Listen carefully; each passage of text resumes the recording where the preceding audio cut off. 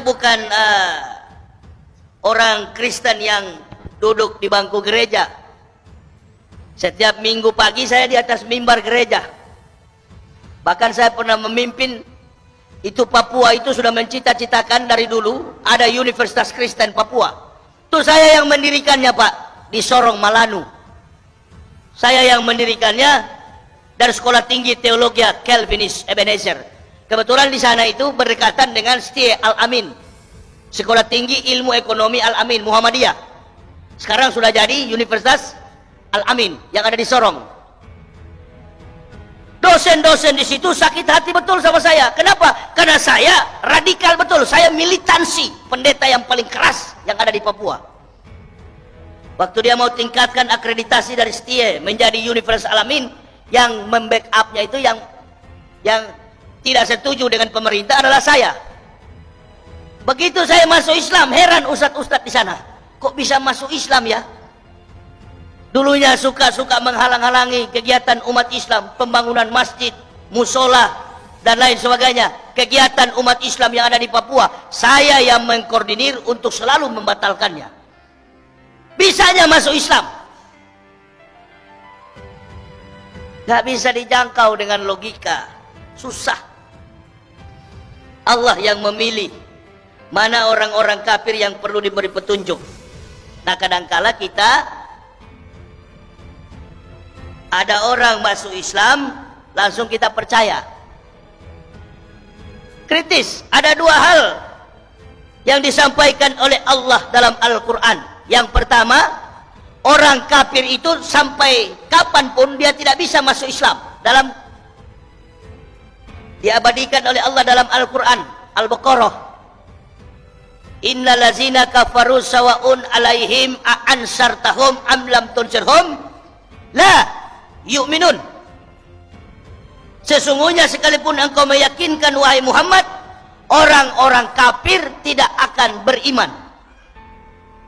Tetapi di ayat yang lain Allah berfirman, laqad ansalna ayatin mubayyinatin wallahu yahdi mayasya'u ila siratim mustaqim. Ini dua pendapat yang berbeda di dalam Al-Quran. Innal ladzina kafaru sawa'un alaihim a'ansartahum am lam tunsirhum la yu'minun. Itu orang kafir yang tidak diberi petunjuk. Apa makna? Apa maksudnya? Saya terus berpikir, oh memang benar di Kristen itu beda dengan di Islam. Di Kristen, orang-orang Kristen yang fanatis terhadap Kristen itu adalah tingkat kemampuan intelijensinya di bawah rata-rata. Itu yang paling fanatis dalam Kristen. Dan orang Kristen yang tidak lagi sibuk dengan urusan agama Kristen, atau yang pandang enteng, yang tahu bahwa Kristen itu bohong, adalah mereka-mereka yang berpengetahuan di atas rata-rata. Mana buktinya Ustadz Yahya? Cobalah ke Eropa, cobalah ke Amerika. Hari Minggu, ini hari Ahad, hari Minggu, datanglah ke Eropa dan Amerika, datanglah di benua Eropa sana, Belanda, Jerman dan lain sebagainya, Inggris. Masuklah ke dalam gereja, lihat di dalam gereja kalau ada umatnya.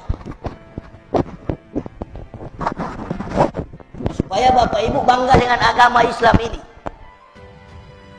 Karena kita kadangkala la yagurunaka taqallubul lazina kafaru fil bilad mata'un qalil sumama wahum jahannam wa bisal mihad. Karena kadangkala kita orang Indonesia ini yang mayoritas Muslim suka terpengaruh dengan style gaya hidup daripada orang-orang Barat. Sehingga kita merasa diri minder, kita merasa diri tidak ada rasa percaya diri yang kuat bahwa saya ini memiliki harta yang paling berharga di dalam diri saya sebagai seorang Muslim. Itu tidak usah contoh jauh-jauh. Panas setahun dihapuskan oleh hujan sehari. Baru saya tahu memang, oh ternyata sistematika di dalam keyakinan Islam ini tidak berdiri pada pondasi keilmuan. Artinya urusan ilmu Silakan antum belajar ke Mesir, silakan antum belajar ke Mekah, silakan antum sekolah ke Kairo. Tapi tidak jadi ukuran itu seseorang dikatakan memang mentalnya mental seorang takwa. Nggak jadi ukuran. Contohnya yang sudah ada di Jakarta ini, usianya sudah usur, boleh dikatakan sudah mau mati, sudah mau menghadap Allah. Ditanya, mau nggak bapak jadi wakil presiden? Oh siap. Jadi ukuran nggak Ustaz? Jadi ukuran nggak? Nggak jadi ukuran. Nggak jadi ukuran. Sudah mau mati ambisi. Ada juga satu yang di Nusa Tenggara Barat sana. Tadinya komitmen, konsisten, istiqomah, jalan bersama-sama ustadz-ustadz yang lurus, jalan bersama umat yang jujur. Diancam oleh botak yang di KPK itu, kafir Agus Raharjo. Langsung mundur. Kalau nggak salah tahun 2017, saya ceramah di Masjid Al-Falah. Saya katakan saya tidak percaya yang namanya Tuan Guru Bajingan, Bajang. Direkam begini, waktu itu Ustaz Somad suka jalan sama dia. Saya katakan, Ustaz Somad, ini direkam, yang ini yang rekam. Saya katakan begitu. Jangan lagi jalan-jalan dengan satu itu. Kenapa? Karena saya orangnya kritis. Dari mana Ustaz tahu? Ada jemaah bilang, betul kata Ustaz, berarti Ustaz ini berilmu. Bukan berilmu. Ustaz punya karomah melihat ke depan. Bukan. Dia sekolah sampai doktor, mendapatkan gelar akademik dalam bidang spesialisasi agama. Doktornya kan dari Mesir. Dia pulang ke Indonesia, dia tidak ejawantahkan, dia tidak realisasikan konteks keilmuannya, spesialisasinya sebagai seorang doktor agama. Tapi dia menjadi politikus dari Partai Demokrat. Dari situ saya kritis. Wah, ini nggak betul berarti. Dia membungkus dirinya dengan ayat-ayat Quran, dia membungkus dirinya dengan keilmuan hadis untuk mencari kepuasan nafsu dulu duniawi, syahwat. Di situ saya sudah nggak percaya.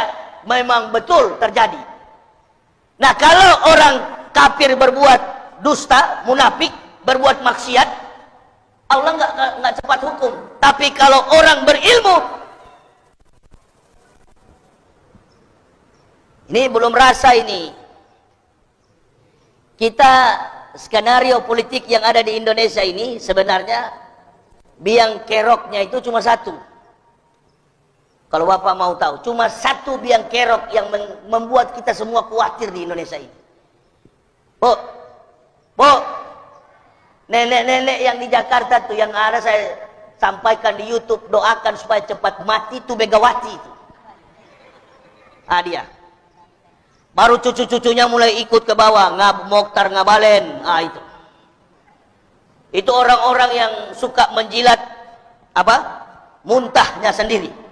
Yang dia sudah buang dia jilat, dia muntah. Itulah orang munafik. Lebih bahaya daripada orang kafir. Kalau orang kafir kita tahu, tetangga kita Matius, Markus, Lukas, Yohanes, Stefanus, Stetanus. Tahu. Kafir kita tahu, Robertus, Spiritus, Capticus. Dari namanya sudah kita tahu, oh ini kafir. Tapi yang paling bahaya yang kita hadapi sekarang ini adalah orang yang mengaku Islam. Terbelah kita, pecah kita, cuma karena perempuan berdosa ini. Bukan kecil dosa yang dia lakukan di tengah bangsa masyarakat Indonesia ini. Dia obrak-abrik. Sebenarnya siapa dia ini? Dia pun nggak tahu dengan dosanya. Pasti ada yang menyetir dia. Karena tingkat intelijensinya Megawati ini kan juga Pak di bawah rata-rata. Cuma karena anak presiden. Tidak ada orang pintar di Indonesia ini kecuali beberapa orang saja. Coba tanya para akademisi yang ada di Indonesia. Orang pintar di Indonesia itu siapa? Bukan akademisi. Bukan para intelektual, bukan ulama. Orang pintar yang paling pintar di Indonesia ini adalah jenderal-jenderal Angkatan Darat. Coba tanya para pakar itu. Sebab mereka menamatkan pendidikan jenderalnya, mereka harus ke Israel. Jadi jenderal-jenderal Angkatan Darat itulah orang-orang pintar, nasionalismenya tinggi. Kita ini kan diadu domba antara mukmin kafir, antara mukmin dengan mukmin, mukmin dengan kafir. Diadu domba kita bermain seward, urat saraf, perang urat saraf. Siapa yang bermain ini? Partai Komunis. Komunis yang menciptakan suasana seperti ini. Mau menyangkal atau tidak, ada di Indonesia. Siapa itu? Yang ngaku-ngaku Islam padahal PKI. Orang sudah ngaku kok, ada perempuan yang ngaku, kami ini, anak cucu kami, ada 15 bahkan sampai 20 juta. Muncul di TV, dipanggil Ustadz. Manusia dari Jawa itu, sampah masyarakat. Sampah masyarakat, jadi juru bicara. Bela-bela pemerintah. Ketahuan sekali, banyak sekali pemakan tai di negara kita ini.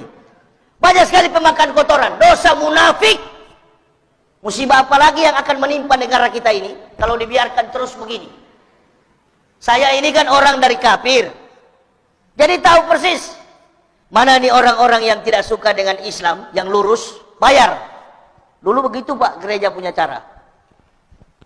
Pak, Protestan dari Stuttgart bantuannya, Katolik dari Roma, Pantekosta, Bethel, gereja Pantekosta, aliran-aliran Pentakosta, dia dananya dan Bethel Pilgestrek, Nederland, kumpul semua dana itu. Dulu saya masih ingat. Ada yang almarhum namanya, yang suka-suka ke gereja itu, tapi udah disiksa sekarang, dikubur. Tetap masuk surga, tapi benjol-benjol. Nurkolis Majid. Itu orang-orang yang suka-suka bergaul dengan kafir, yang suka-suka puji kafir. Nah ini yang tantang Ustadz Somad ini, memang dia ceramah bukan di dalam masjid, dia ceramah di dalam gereja. Siapa lagi? Ini tuh memang asli pemakan kotoran kafir. Saya sudah tinggalkan itu, dia yang ganti sekarang. Innalillahi. Saya tinggalkan itu gaji yang sangat besar dari Jerman, saya tinggalkan. Fantastis. Dari ujung kaki sampai ujung rambut, lengkap. Kemana-mana, pantofel, pakai sepatu, das, all England, semuanya serba mahal. Sekarang saya kesana kemari cuma dengan apa ini? Gamis di Tanah Abang 75.000.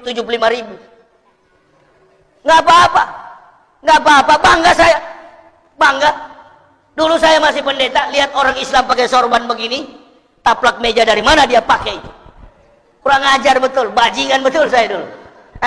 Orang pakai baju gamis begini, ini